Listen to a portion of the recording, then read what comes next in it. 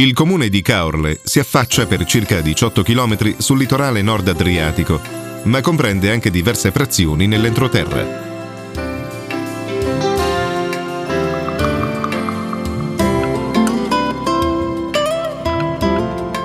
Il centro principale è posto tra le foci dei fiumi Livenza e Lemene.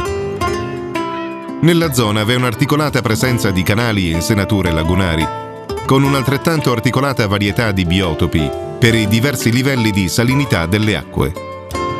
Ciò ha naturalmente determinato una particolare tipologia di sussistenza e di economia basata sulla pesca, sia di mare aperto che di tipo lagunare ed acqua dolce.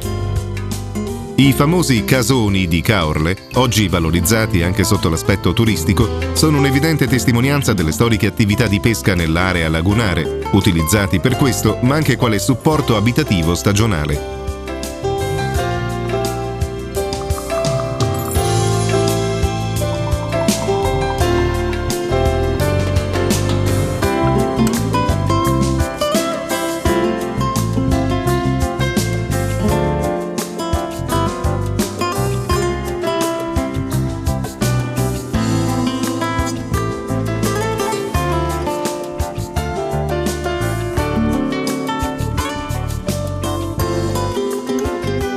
Le prime testimonianze storiche di Caorle risalgono al I secolo a.C. Il nome sembra derivare dal latino caprule, probabilmente per le numerose capre selvatiche che pascolavano in quell'epoca nella zona.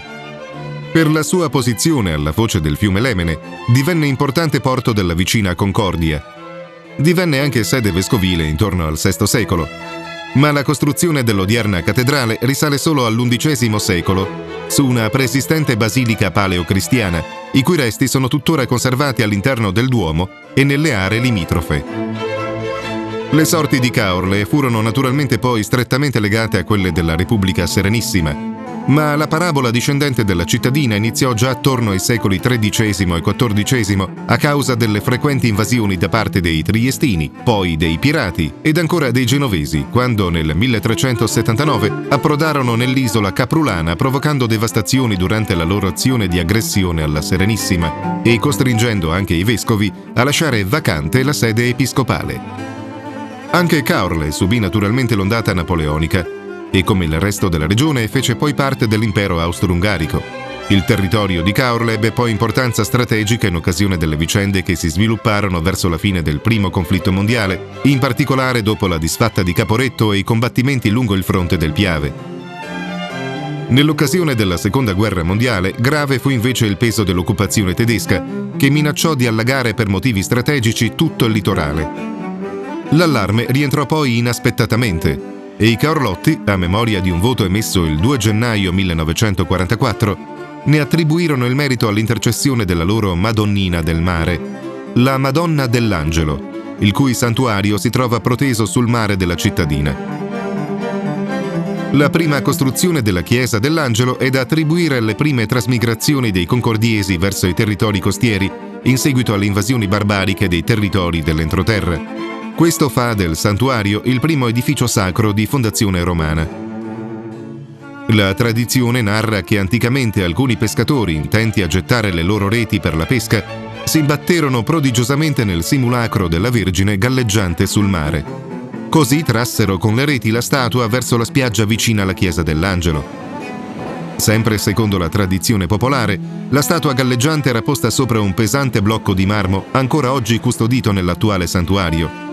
E malgrado gli sforzi dei pescatori e del popolo accorso, nessuno era in grado di trasportare il simulacro all'interno del tempio. Fu il vescovo ad affidare il compito dei fanciulli, che per la loro innocenza riuscirono invece a sollevare la statua e a trasportarla in chiesa.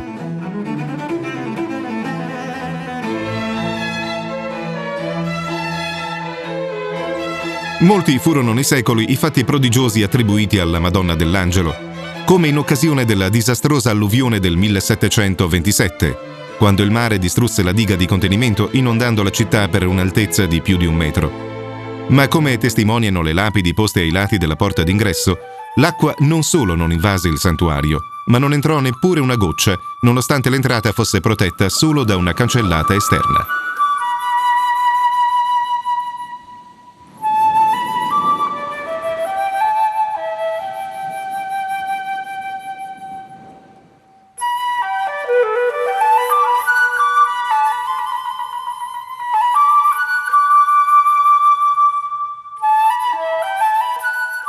La cittadina veneta offre ai turisti amanti del mare oltre 250 strutture alberghiere, numerosi appartamenti per vacanza, villaggi turistici e campeggi.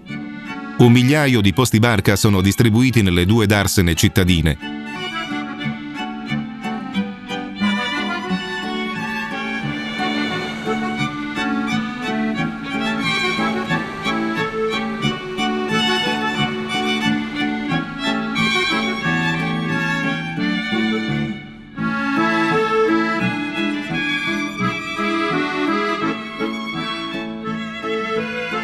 A nord, la laguna di Caorle si presta a suggestive escursioni in barca, immersi nella natura incontaminata che tanto piaceva allo scrittore Ernest Hemingway, tra i casoni per la pesca e i canali più o meno segreti.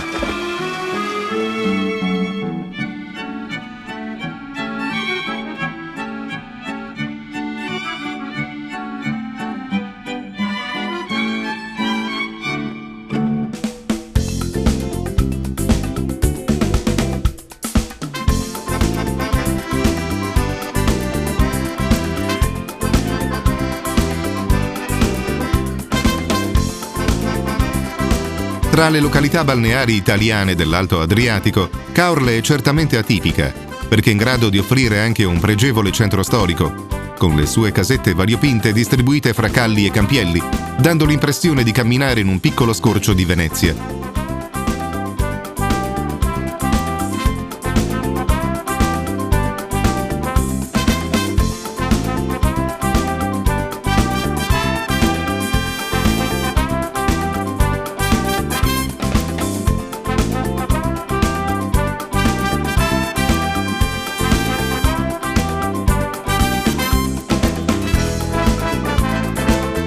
Nel cuore cittadino c'è il porto peschereccio, testimone della fiorente attività di pesca ed ultimo baluardo della rete di canali che attraversava la vecchia isola.